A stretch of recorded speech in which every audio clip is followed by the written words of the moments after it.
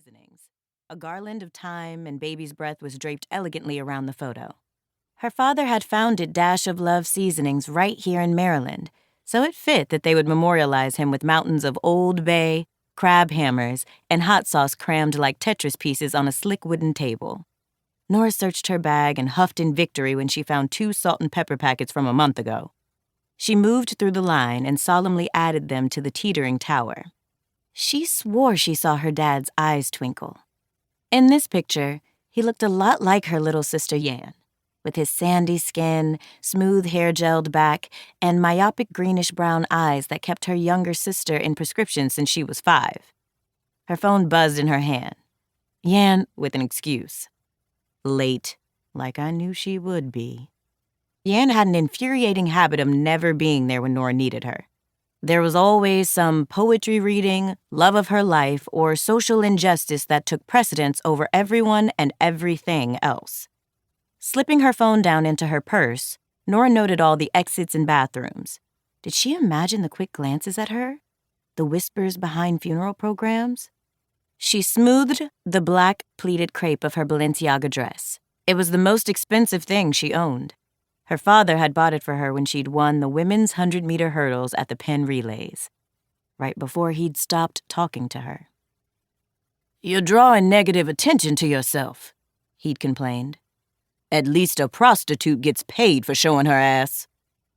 The last time Nora saw her father, he was throwing hundreds at the floor demanding that she pick them up.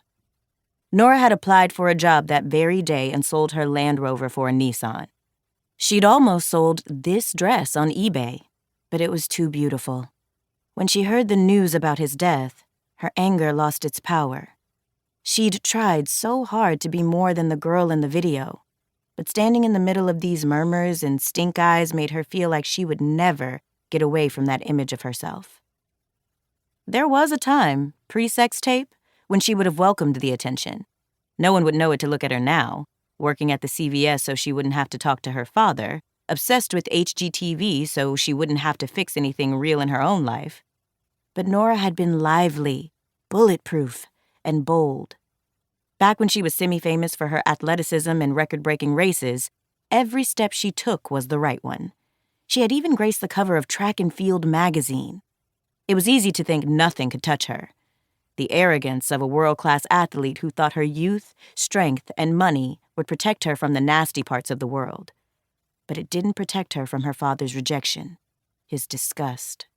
Even his funeral seemed like an indictment of her. She and her sister were not even on the flickering slideshow. She didn't frequent many funerals, but this one seemed particularly strange. Everyone looked too damned good, for one.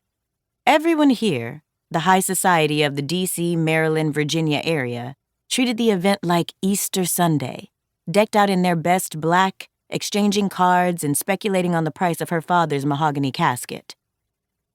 Were these her father's friends? How well-known was he? Nora had never actually thought to Google him.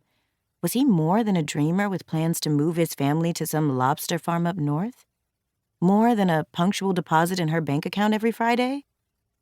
Who are these people? She even saw the Beverly Bennett, her mother's gossipy, over-the-top girlfriend who regularly screamed her daughter's net worth to the rooftops. Beverly Bennett patted her mother's back, and a ring the size of a traffic cone glinted on her finger. To think, the relatively well-off Dash women used to buy hand-sewn dresses from those poor Bennetts out of pity. The world had turned upside down.